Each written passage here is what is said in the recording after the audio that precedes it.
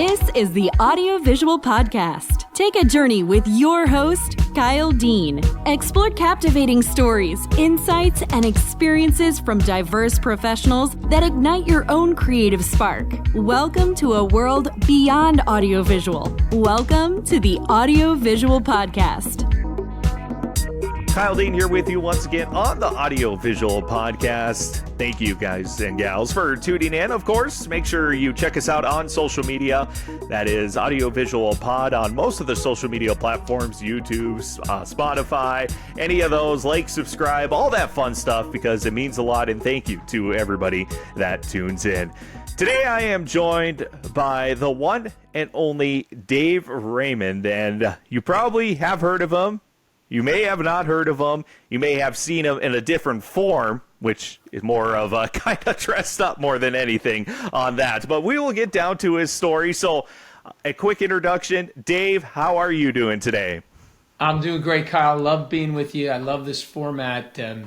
It's a blast to be on the podcast format because we can just chat and talk about anything we want to, and hopefully people out there will enjoy it. Love it. Thank you very much for joining me. And what is your official title? What should I exactly call you for, when I put it all on the bottom of the video and stuff like that? What's your title? Well, I'm the hero of happiness. There you go. Not dubbed by me, but dubbed by the media. So we're going with it. I love it. That just rolls off the tongue too. So awesome to hear. Well, Dave, before we kind of get started here, I always, with my guests, always have a little fun, a little icebreakers to do rapid fire questions. I always send these out before, so you kind of get a leeway, but the questions are so simple. Are you ready for a quiz on this morning? I can't wait. I've studied. I'm ready to go. You studied? Oh man, I don't think I ever studied. No, I'm just kidding. I studied. All right, so let's get it going here, Dave. First off, what is your favorite color? Green. Green. It's easy to be green. It is easy to be green. If you had to eat one meal every day for the rest of your life, what would it be? Blueberry pancakes, but then I would learn to hate it. Right now, blueberry pancakes would be my favorite. Love it. What's your favorite movie or TV show? Or it could be both. It doesn't matter what you want to pick. Yeah, like when I was a kid, it was the original Spartacus with Michael Douglas. And I would say now, just because I've finished it, I'm into it, is the Andor series from Star Wars. Yes. Andor. I absolutely love that. I think it's Star Wars for adults. So that if I got any of my friends that are not Star Wars geeks, I go watch Andor. And Star Wars has changed so much throughout the last decade, honestly, but some of those shows have really gone above and beyond, and that is one of those I know that's just different, but still has a Star Wars feel. It does. It's great. Yes. What is your go-to karaoke song, or what's just your favorite song? It doesn't matter. Well, I love it. It's my favorite song. I also love singing it. Is Ants Marching by Dave Matthews. All right. Are you going to sing it for me today? I can sing it well until I get to the refrain and the chorus that puts me out of my zone. But I just love the words of the song are just wonderful. It's awesome.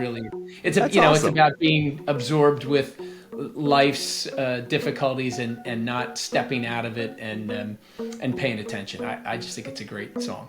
Awesome. Thank you. Yeah. What is your favorite game? Now, this could be a board game, could be a video game, or it could be maybe the game of baseball. What do you think?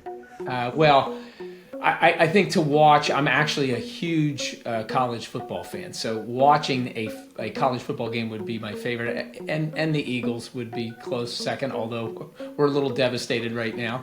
But my favorite game to play on my phone is Wordle. I mean, and I can't spell, which so it's a challenge for me. And I've really enjoyed getting to be decent at that game. All right, Wordle. I remember when that was the big craze, I think, when the pandemic first started, and that was, what's today's daily Wordle? And, it's just so hard, but so easy at the same time, isn't it? It really, that's a great way to describe it. It's really hard, but really easy. For college football, what's your favorite team for that? Well, it's Michigan from a large standpoint. Of course, I'm a Delaware Blue Hens fan because that's part of my history. But my dad and mom both went to Michigan, so I have to say I'm a bit of a Michigan man. There you go. Yes, that's awesome. College football, and that's just getting into the fun time of season now, isn't it? It really is. It is. It's getting where it's really important.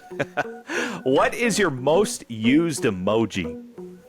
Oh, the praying hands app, the gratitude app. I love it, and it's funny that when you put it in a body of anything, you get the praying hands. If you put it in the subject line of an email, it turns into a little Buddha monk giving his hands. So really. Yeah, I just learned that the last year because I'm putting it to tell people that I'm thankful for something, and it's a cute little emoji. And I can't seem to find that emoji outside of my basic emojis. It's got to be somewhere. Huh, that's interesting. I didn't know if you put it in like the subject line, it changes to that. So That's really cool. If you had to delete all but 3 apps on your smartphone, which ones would you keep? All right, this took me a little while to think about it, but I pared it down to the ones that probably are the most helpful to me. So the voice memo, so that I don't forget things. Asana, because it's a to-do list for me. It's a project management tool. And then my sleep app, because I probably could live off of those 3. Really? The sleep app? Can I ask what like the sleep app entails? The sleep app entails? Yeah, what it does, you put it aside. You don't have to have a wearable, but it helps. Put it by your bedside, turn it on. It's got an amazing alarm. It's a very soft, soothing alarm that wakes you up. You can be woken up prior to the time you have to get up, or you can be woken up right at that time. And then it tells you what type of a sleep you've had, and it rates you in a percentage of 0 to 100%. And on average around the world, if you're around, believe it or not, 61 or 62, you're pushing a higher level than most in the world. And the United States, based on the world statistics, is lower than many parts of the world. So I think we need to value sleep a little bit more. And it is one of the keys to your overall physical and mental health is sleep.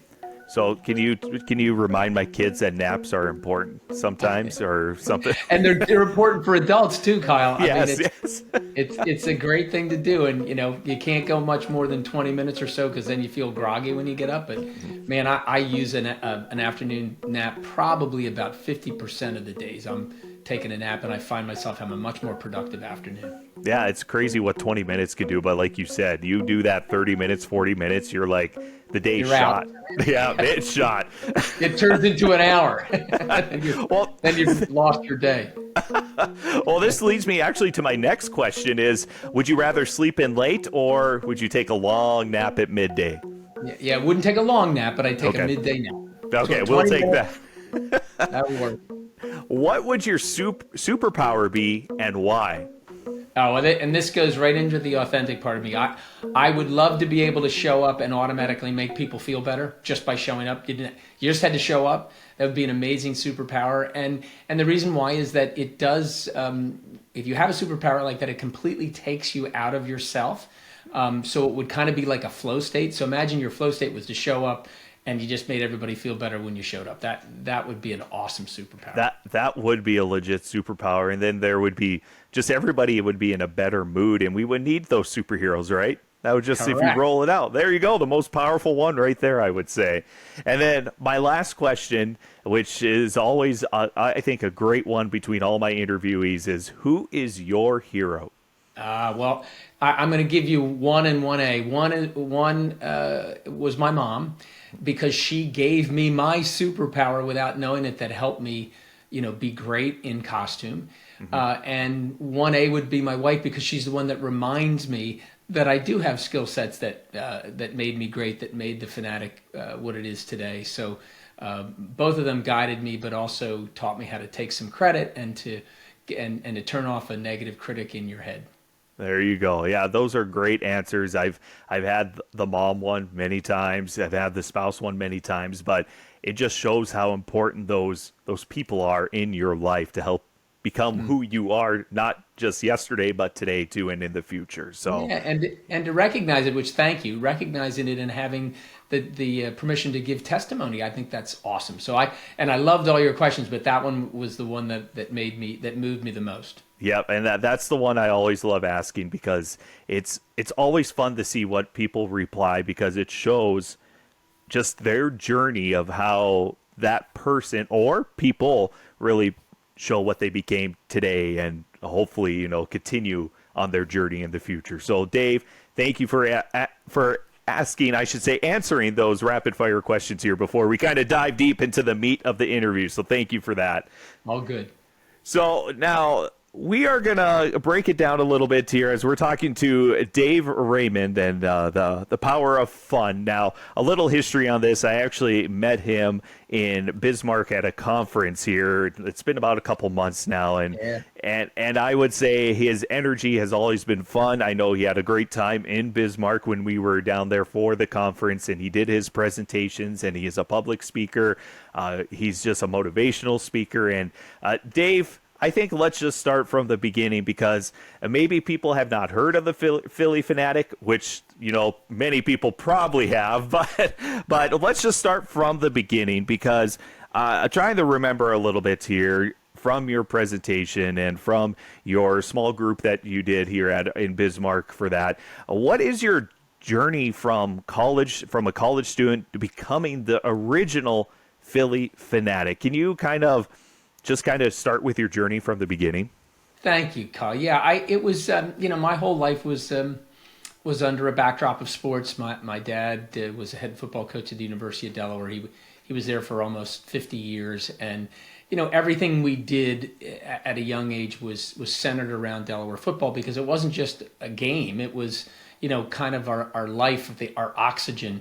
Because, if Dad didn't win, we may have to move and leave Newark, Delaware. And so it was, we were fully invested in that. I learned to compete in sports through that experience. I just wanted to go to Delaware and play football for my father. And so I worked really hard to try to be a great athlete. And I competed, did very well in high school in baseball and football, and then went and realized my dream playing football for my dad. And when I told him I wanted to be a coach, he was concerned about me looking at his path and thinking that I could keep my family in one town for, for our existence. And he just suggested he said, look, I'll help you, David. That's great. I can help you do that. But he also said I could change your perspective. You've got a few years before you graduate. He said, let me help you get an internship with the Phillies. And that was our hometown Major League Baseball team. Dad used to take us when we were younger to Connie Mack Stadium and then Veterans Stadium when it was built. And so I started this 2-year internship, two summers in 1976 and 77. And just a very brief time there, Kyle, I realized, what do I want to be a football coach for? Because I didn't realize that I could actually have a career in Major League sports. There was no such major you could study in college for that. And so I was in. And then I had to go back and finish my degree in 78. And nervous that the Phillies might not have a position for me because I had to go back to school. So anyway, I go back to school. I'm worried they're not going to have a position for me, but instead in 1978, they called me at my fraternity house. Go Speed Dogs, Sigma Phi Epsilon. I'm representing, and they said, hey, do you want to have your job back? I said, yes. What do you want me to do? And they said, you got to go to New York and get fitted for the costume, which confused me. But I was trying to live my dad's direction, which was, do whatever they ask you to do so you can prove your value. And so I walked into Geppetto's Puppet Studio in the Garment District area of New York, and that's where it all started. And realized that Bill Giles had got in touch with Jim Henson because my boss, Bill Giles, who was probably one of my first mentors outside of my family, and he's the one that believes strongly that that a green Muppet could entertain the most difficult sports fans in America. And, and his belief turned into, my belief and trust in him. And he gave me a lot of leeway. So, he gave me trust and I didn't want to betray it. And I really think that, over just the next few months, the Phanatic was rolled out in April 25th of 1978. And because of that trust that he gave me, and then my understanding that I didn't want to betray the trust, and his direction he gave me was just go have a good time. Have fun. That was the most important thing. And I went tearing out of his office and he yelled, G-rated fun, David. So I understood that there was some parameters. to the fun he wanted me to have, and that was the start of everything that I speak about, everything that I've learned to be able to get up on stage and explain some simple steps that you can take to be able to not only be better in life, but to be happier, mentally and physically healthier, but then really focus on making your community and the world a better place. It's really amazing. From that simple direction has come such a, I think, a transformative message for us to use to save lives and to make the world a better place, let alone just making us and those around us feel better. Now, for our listeners here, Jim Henson, of course, the very famous person that made a lot of the puppets on, what's that show called there, that famous show that he's on? It's generated into many others, The Muppet Show, but also Sesame Street and so many, Children's Television Workshop, which is the production house. Jim Henson inspired, so much of that, and it started as an adult show, and I think it may have premiered on Saturday Night Live during the time that they rolled it out, and it had turned into such more of a children's television product that was so successful in teaching them how to grow and change and become adults. And he was just phenomenal, and working with the people that had worked with him to create the Phanatic was, I felt like I was going to get to be a Muppet. They're going to pay me to be a Muppet. What did you go into for your degree then, since you had that leeway? Like, are they going to bring me back or anything like that? What was your degree that you went into? Well, my degree that my dad suggested was business. But after I studied for 3 days and got a D on my first accounting class, I went and changed my major without telling my dad to physical education, because I said, look, I just want to coach. I don't want to do any. It was looking back, it was a mistake, but it put me on the path where I am, so I don't regret it. But I just wanted to coach and teach. That's all I was thinking about. And my dad, fortunately or unfortunately, my dad was also happened to be my academic advisor, because he got randomly set all of his football players. He just by the luck of the draw, I was in that group, and he said, "What the heck did you do? You just got out of business." I said, "Dad, I was going to flunk out of school. I just want to stay here. I want to play football, and I want to be a coach." So, all of that stuff worked the way it was supposed to work out. I lost a lot of money in my first business, so I think that was my tuition, Kyle. Once I jumped into a business that I had no business jumping into, and I lost money, I said, "Oh, well, there's my tuition to business school." And kind of relating to your dad and my dad was a truck driver for 20, 30 some years, and he was gone a lot because he did nationwide loads for heavy machinery and stuff like that. And that was kind of the career. I was like, I wouldn't mind this, and he's like, well, because he was gone a lot, with 1 or 2 weeks at a time, or even longer when he was owner operated. So that's another aspect too. Yeah. He owned his own business with my grandpa. So it kind of entailing those two. It's just the advice that our fathers gave has been probably kind of what our career paths is kind of more focus on family, in my opinions, for that. So yeah, and you can relate. That's such a great connection, because that's really what he was saying. Was you're going to have a much better opportunity in some other choices than being a football coach. And he was right.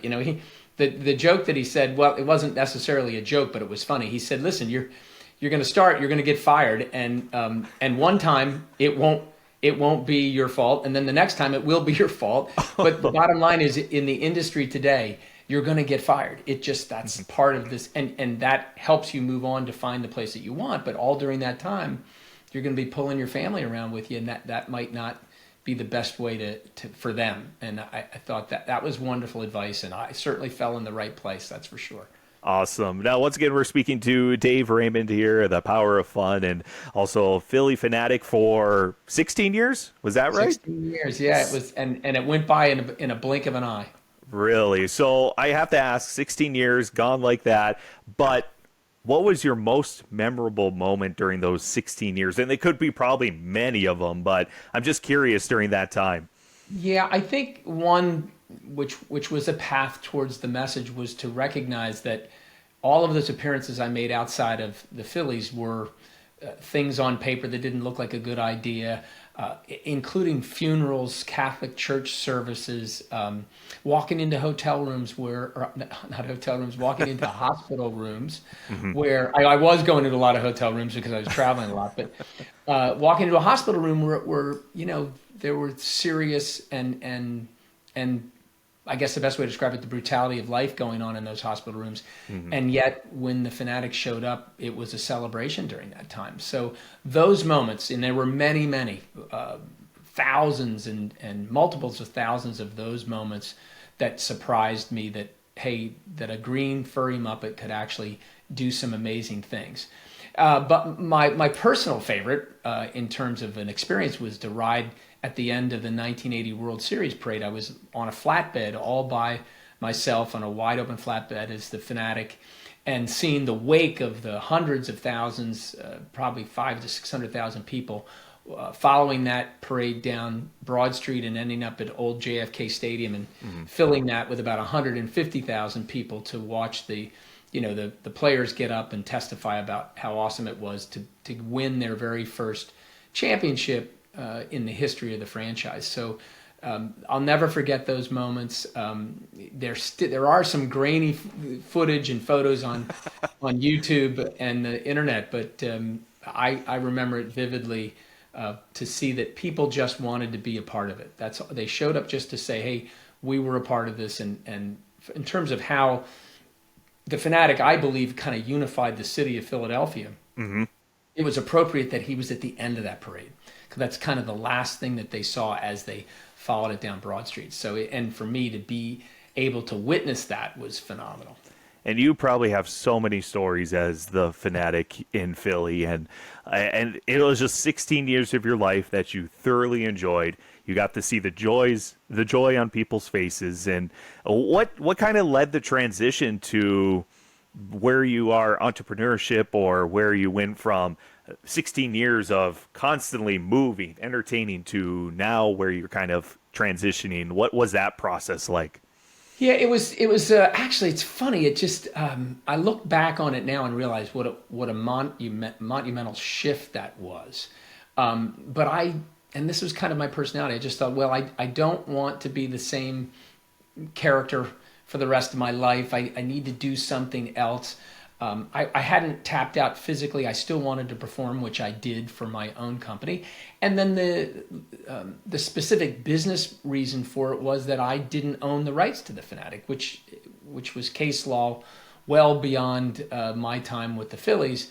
That I was an employee that was entertaining. I didn't own the rights to the character, and I thought, well, I want to maybe branch out on my own, create my own character, one that could promote my business, my company, and that was the draw. And my brother, who was very smart financially, and as you remember, my first accounting quiz or test was a D. After studying hard for 3 days, I needed somebody who could do that well for me, and he put together a business plan for me and said, hey, you could do this on your own.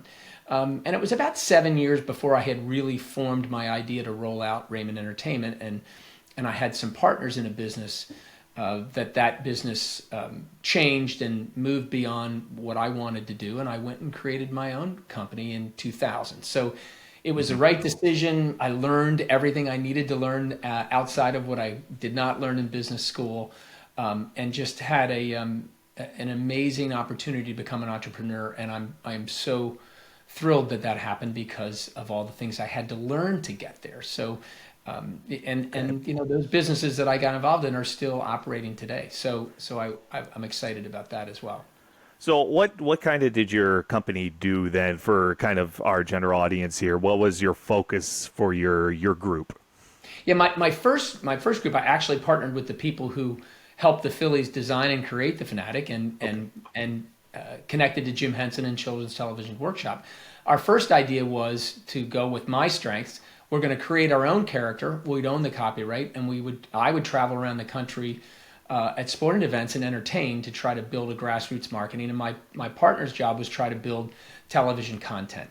Okay. And we had a level of success. I generated quite a bit of revenue by performing, which was wonderful and validated, I guess, the skill set that I had. And it's hard to build children's television product, even with people who understood it way better than I did. And we had a level of success, but after about 7 years, my partners had kind of wanted to back away and retire a bit. And I realized, you know what I have the ability to tell people how they could build their own character brand. We identified that phrase and that moniker of character branding. So it wasn't just a mascot, it was a character brand. And in 2000, I rolled it out and started, talking to folks about how we could come and show them how to create their own Phanatic. And that has been successful. And I'm still doing that today.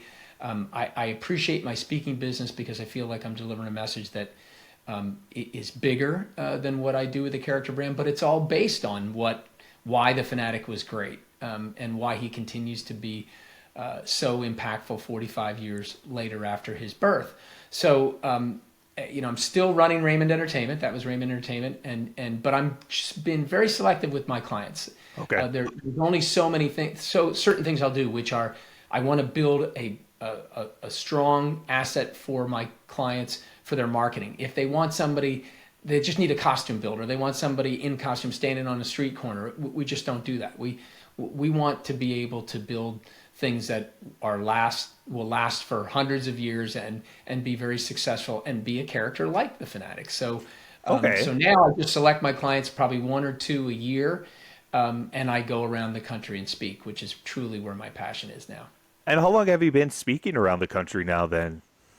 Well, I've been speaking for, a few years with the Phillies. Yes. They would say, hey, go to a Rotary Club, go to this community event and tell them why we have the Phanatic. So it was preaching, a little bit of the message that I hadn't really formed. It wasn't until about 8-9 years ago that I went to a speaker seminar about how to build a business as a speaker. And what I realized from that was what great assets I had to do this. There are so many speakers in today's world that would die to have this authentic background that I had with a story to tell and stories to entertain to deliver this message. And I was blown away after that seminar going, my gosh, I've got everything that I've needed. And 25 years of work to get me to a level where I said, now I know what I need to do. And I had all the performance skills. I just wasn't giving it any credit. So putting those together was a beautiful moment. And I've worked very, very hard on my stagecraft. So I would say as a successful keynote speaker in front of, audiences from 10 people to 3,000, the last 6 years have been this exponential growth for us. So kind of looking at other people that are looking to get into maybe the motivational speaker, the public speaking, that's a big step because like you said, you had that experience. What do you tell people that want to get into a field similar to that then? Yeah, that's great. It's a great question. And I love talking to a cohort of speakers that I have and many emerging speakers that are asking. And the first thing to realize is that you can do it by first understanding there are two separate, distinct skills that you have to be great at. One is the business of speaking. What you need, what are the assets you need to show that you legitimately can do this? It's a referral-based business. So you've got to figure out a way to get in front of people and speak, have people see you do that, and then after they do that, then they need to be able to get those referrals that say, hey, we've seen Dave on stage, he's great, you need to have him. So the business of speaking on one side, and then the other is the stagecraft. And I've had such great mentors. Heroic Public Speaking is the company that I've gone to, Michael and Amy Port, who run and operate Heroic Public Speaking. They happen to be in Lambertville, but they service speakers all over the world, really. And they teach you that the mantra is stop speaking and learn to perform. And it's been transformative for me because obviously I've been performing, through all those years, almost 28 years of performance in costumes, because when I left the Phillies, I continued to perform.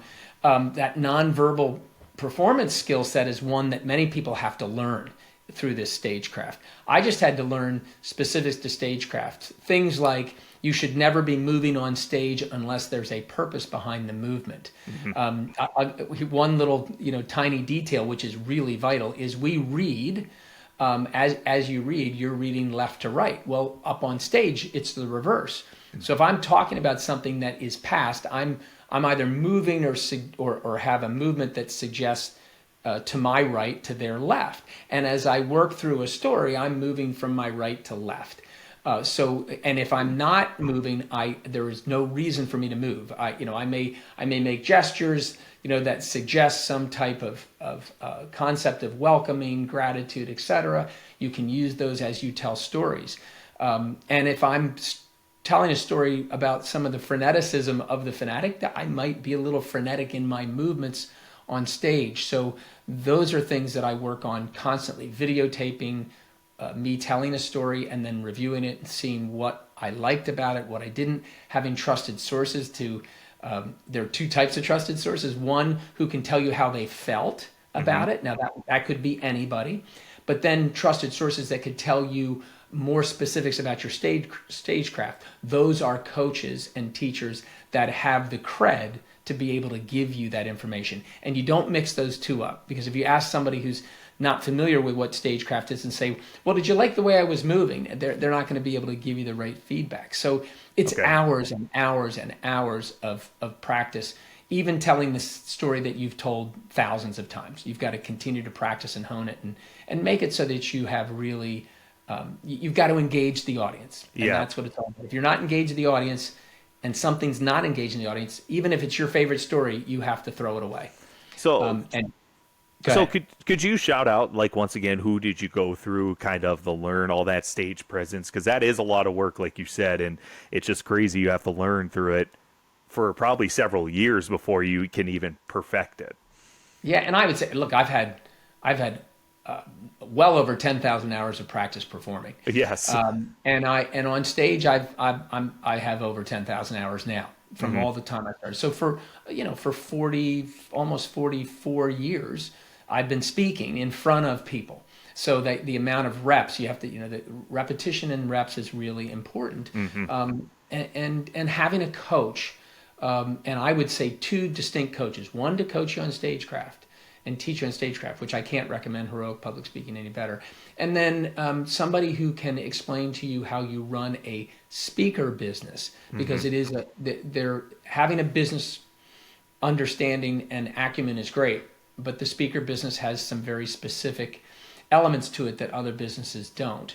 So, like you have to have a tease reel. And how do I get a tease reel if I haven't been up on stage speaking? Because it's that, you hear that frequently from young speakers, and you say, well, there's all kinds of different ways that you can get filmed, and one is to film yourself as much as you possibly can, and that footage, it's similar to mascot performance too, because I'm telling my performers that I'm training, get in costume or out of costume and work on your physical nonverbal skills, and movement and dance, and then look at it. It's like game films that athletes do all the time. It's the same drill with a speaker, is watch yourself, capture footage, ask your clients, and many of your speaking engagements at the beginning will be for no fee, because you're breaking out and trying things out and showing that you have value and getting people to see you who will refer you.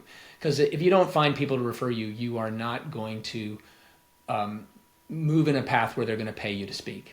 Yes. And I think hitting on the B-roll, getting the B-roll with video, I think as a podcast standpoint, kind of starting the video aspect, it's amazing how much video content you need to even get that 30-second clip to get started for something. And it's very important to get ready to roll. And I think it's, it's an investment, not just in yourself, but also what you're going to do career-wise or your speaking-wise or anything-wise, anything for that on the video aspect. And so your website and your tease reel. Yep. Most likely, a visitor won't go to your website, see your tease reel, and hire you. They are going to go to your website and watch your tease reel either in the beginning, then or let's say you're referred. Hey, Dave's great, you got to have him. They go to the website, they go to tease reel. It has to be professional. It has to look great. It has to be edited well. The website has to be great, both on a computer, on a tablet, on a phone. We're just at, it's funny, tomorrow we're actually rolling out a brand new website. And I have my editor who's out in Los Angeles who did our first tease reel that I loved. And I look at it now, it's way out of date. So he's redoing it, and we're giving, because we have a lot more assets now. I'm on many different stages now, and you can show that. So he had used some stock footage that showed behind the scenes audience stuff. Well, we have all of that now, and as beautiful as his edit job was, it was really great. It's going to be so much better when we get done. So the website's going up tomorrow. It still has our current tease reel that's under re-editing and new scripting. So it is phenomenal the amount of work that you do for an asset. Yes. That at the end of the day will just push somebody a little bit closer to making a decision. But they still have to vet you, and they still have to have somebody that saw you, because they're not going to trust you with their people until they've had somebody that's seen you and said, oh yeah, you'll love having him. And of course, for our listeners of the podcast, they're all pre-recorded, but what is the website? Because by the time this podcast comes out, you'll have the launched website. So what is your website? It's DaveRaymondSpeaks, plural.com, DaveRaymondSpeaks.com. You could just Google search my name, Dave Raymond, and you'll find it. But that's where it is, and that's where you can buy my book. I'm an author, and I always say that Jeff Bezos is not going to get a penny of my money.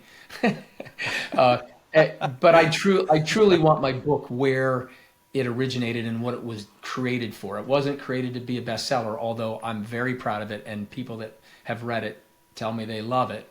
But it's a take-home version of my keynote. That's another way that if folks are vetting me, they can buy the book for much less than it costs to engage me to speak and read it and say, okay, I like this content. If you can deliver it, then it'll be great. So, and it's where you can learn about what we do and connect with me, and even tell me how you might be struggling. I think that's what I love about it too, when people will write me a note and say, hey, I've been struggling, and to be able to get them to resources that can help them depending on what their struggles are. I love doing that. It's one of the beauties of being able to speak about this.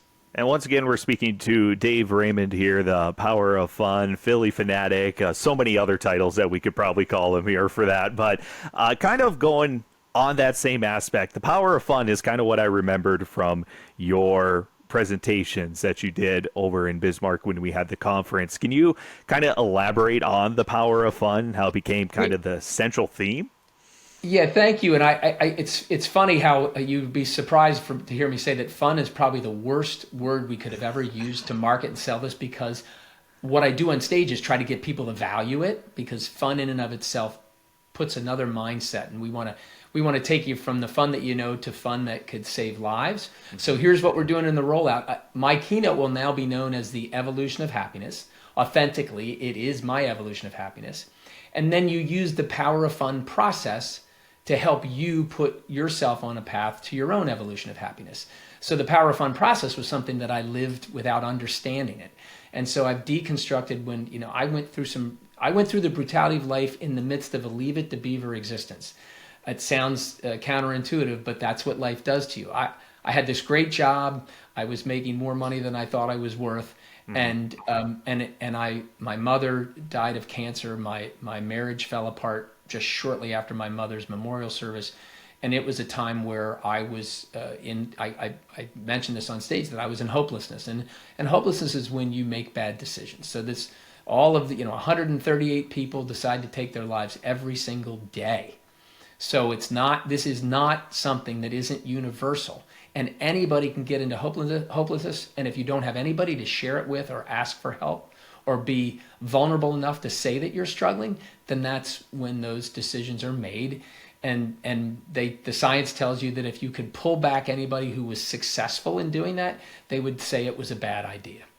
Because that's what everybody who survives that moment says. They can't believe that they were ready to make that decision.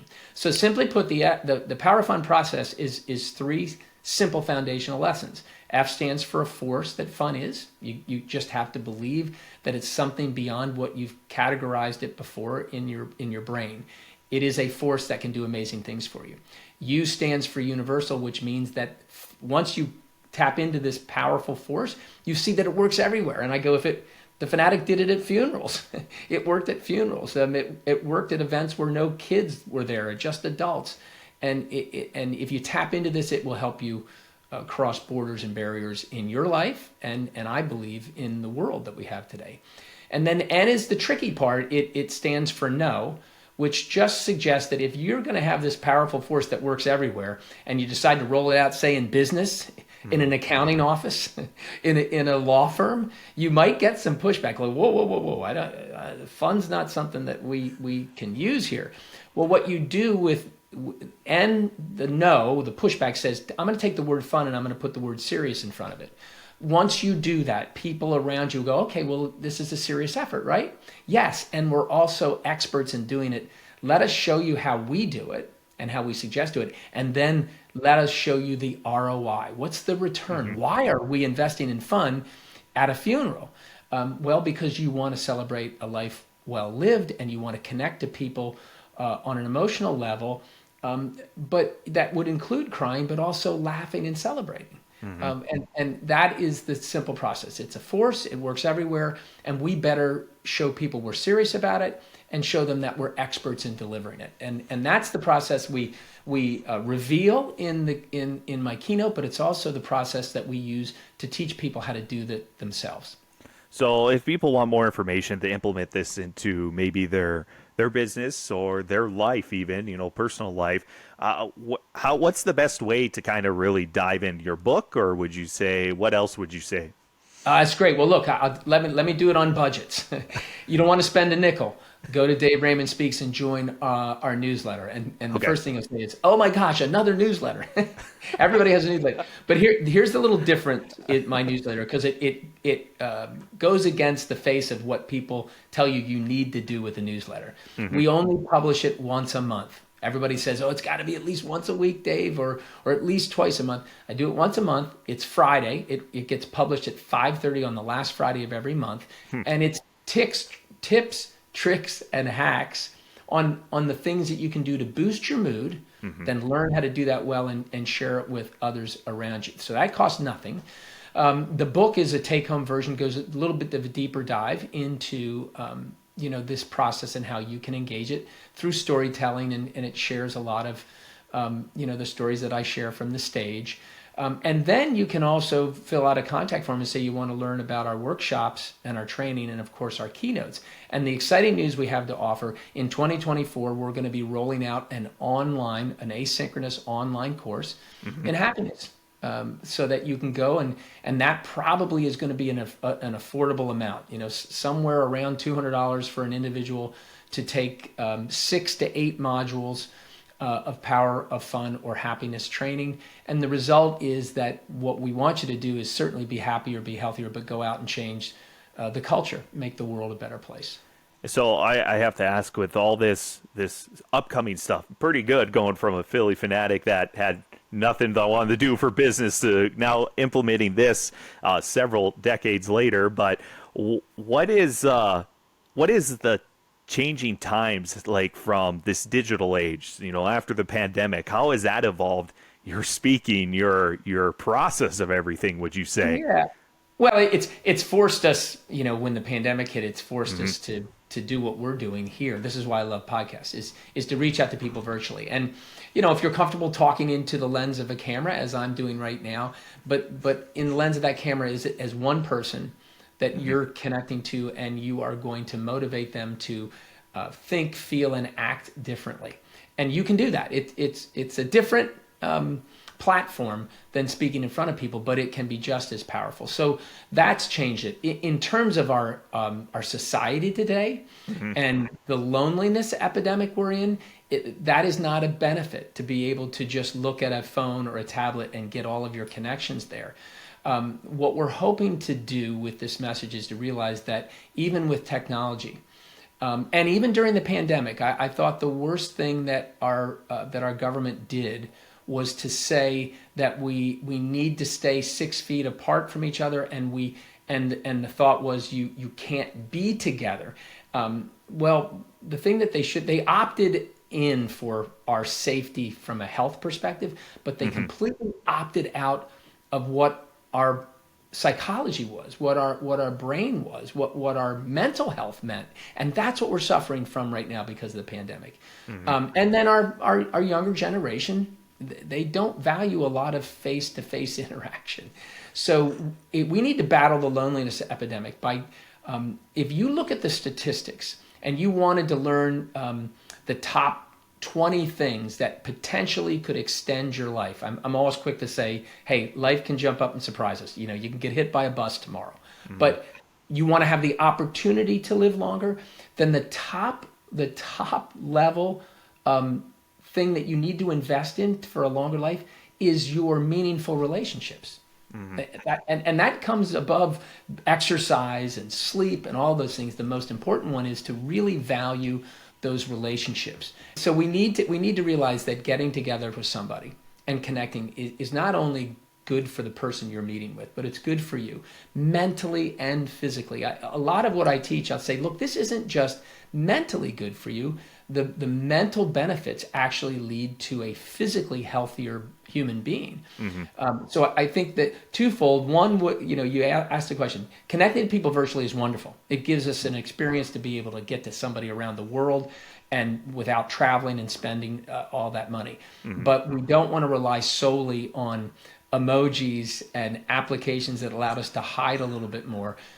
We need to realize that one of the best ways you can extend your life and be healthier physically and mentally is to have deep, meaningful relationships, as well as a purpose in life. And I think you hit the nail on the head right there, because technology it's a tool, but we got to keep in mind it's a tool, not like something we should fully, I guess, dive into as a social aspect, just because that in-person connection can never be replaced at all.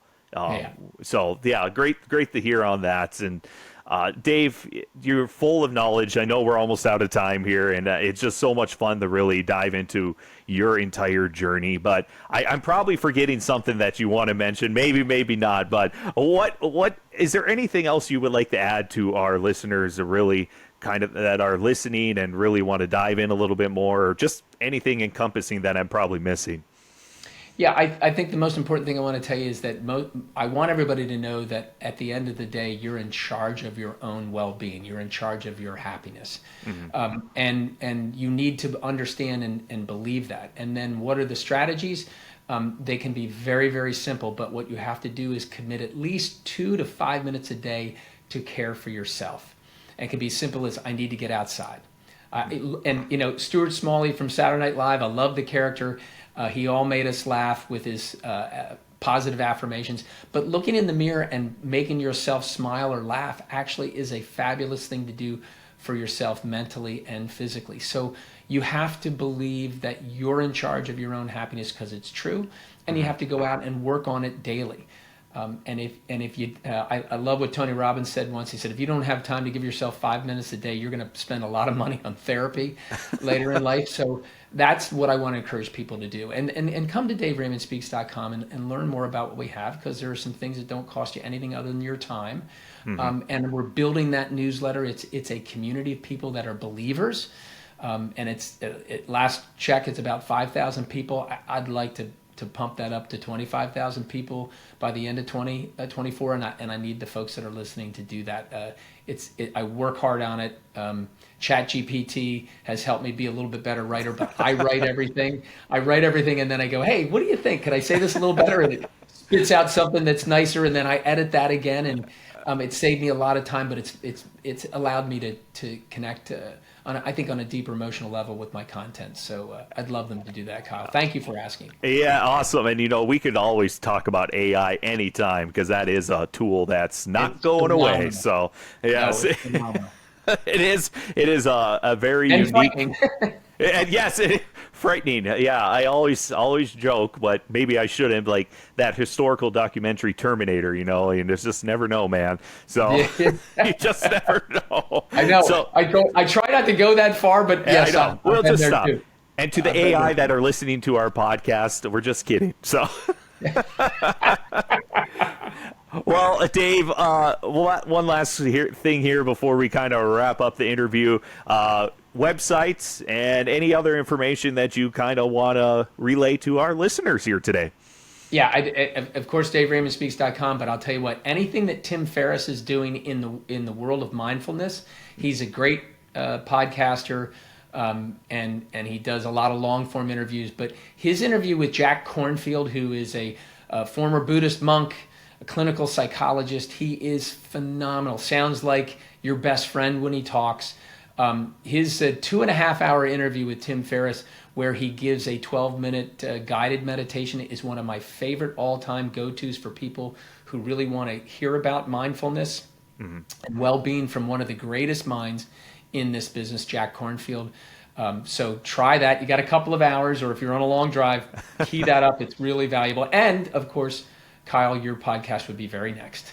Oh, well, thank you very much. And I have to say, I appreciate you coming on to the podcast after we connected several months ago already. And we got a schedule figured out. And it's appreciated because, this podcast is little. It's small right now. But I'm doing it more for the fun, no doubt about that. And just kind of growing it to what it will be. And it's just one of those things that I am learning, and I love learning the aspect of all this new technology, and it's much appreciated that you took the time to come out and just chit-chat about your story, and it means a lot here on the podcast. So thank you very much, Dave, for doing that. My pleasure. Good luck with it, and I will be promoting it when you air this episode for sure.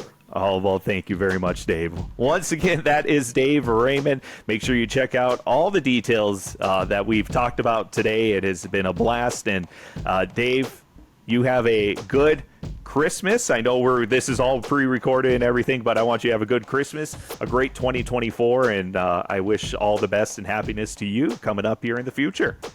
And ditto, as my wife said. Ditto, I love it. That's what I say, and my wife's like, ditto. I'm like, yeah, ditto. Yeah, give a little effort, will you?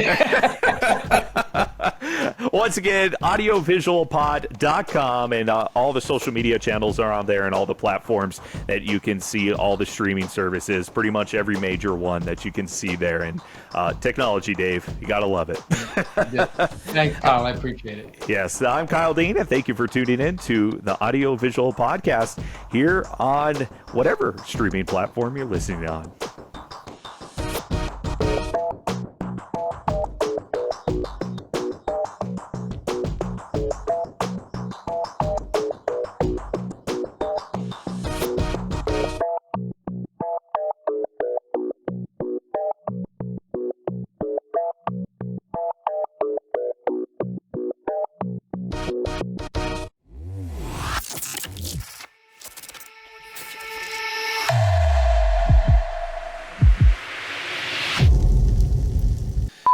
But what they did was they called me in the spring of 1978 and said, "Oh, geez, well, we got a phone ringing.